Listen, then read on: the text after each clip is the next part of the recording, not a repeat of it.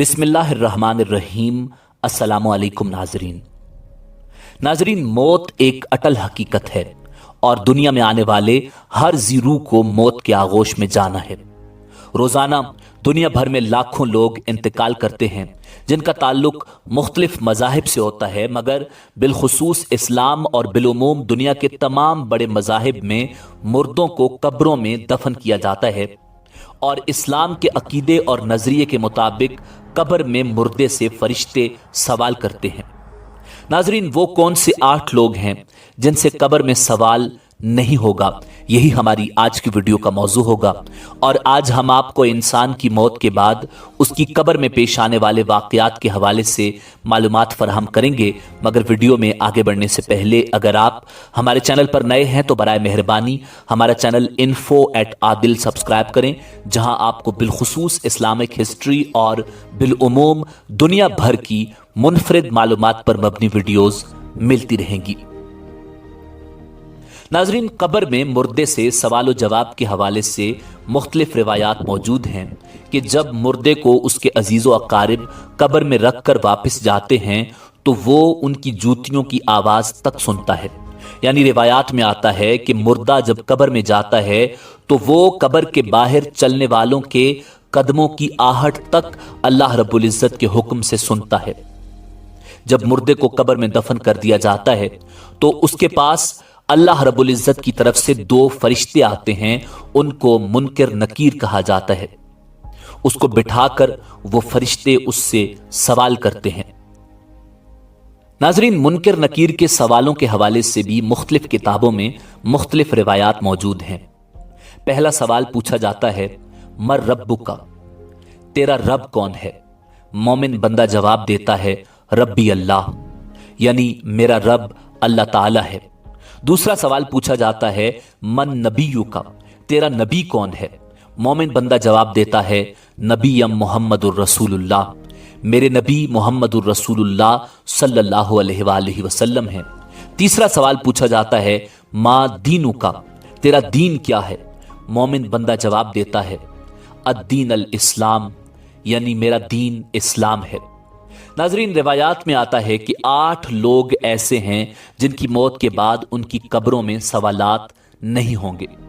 Number 1, शहीद, वो शख्स जो अल्लाह रब्बुल इज़्ज़त की राह में जामे शहादत नोश करता है, जो इस्लामी मुल्क की सरहदों की हिफाजत करने वाला हो और अपने वतन के दिफा में अपनी जान कुर्बान कर दे और शहादत के मर्तबे पर फायज हो जाए। रवायात में आता है कि ऐसे शख्स से कब्र में सवाल नहीं होगा। नंबर 2, वो शख्स जो मर्ज ताउन से फोत होने वाला हो, जबकि ताउन के ज़माने में उनके अलावा किसी मर्ज से फोत होने वाला, जबकि वो उस पर साबिर और सवाब की उम्मीद रखने वाला हो। नंबर 3, सिद्दीक, यानी हमेशा सच बोलने वाले शख्स से भी कब्र में सवालात नहीं होंगे। नंबर 4, बच्चे जो कम उम्री में इंतकाल कर जाएं। नंबर 5, जुम्मे के दिन या रात में मरने वाला शख्स।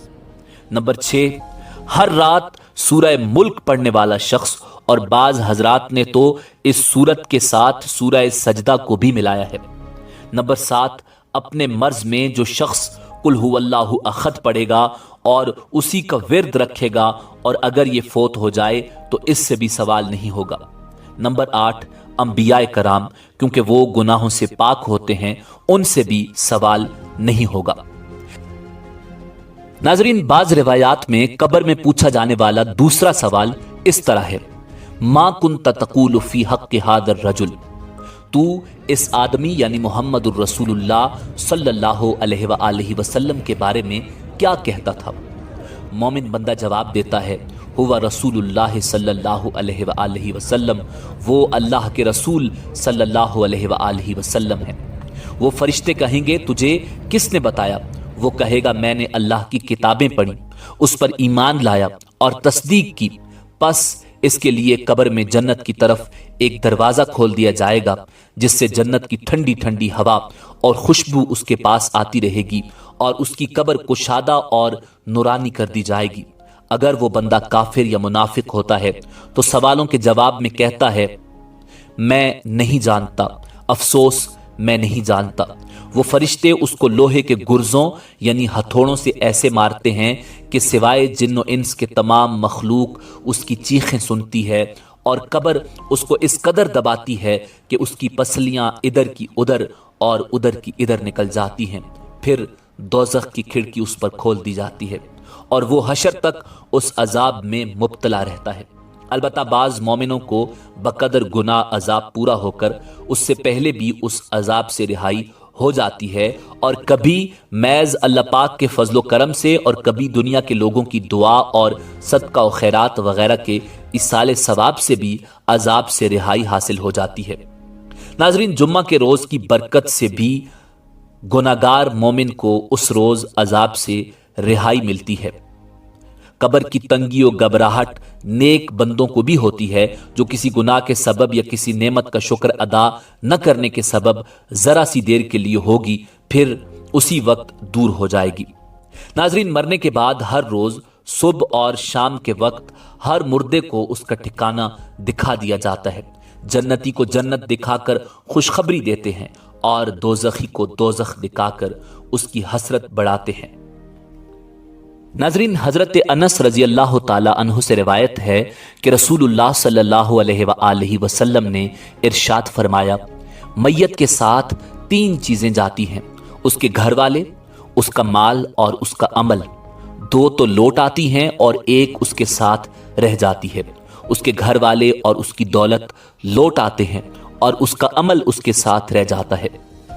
जब इंसान मर जाता है तो उसे रुखसत करने वाले उसके साथ साथ जाते हैं, चुनाचे उसके घर वाले उसकी कब्र तक उसके साथ जाते हैं, और उसका माल यानी उसके गुलाम, खादिम और ममलूका लोग भी उसके साथ जाते हैं, और उसका अमल भी उसके साथ होता है।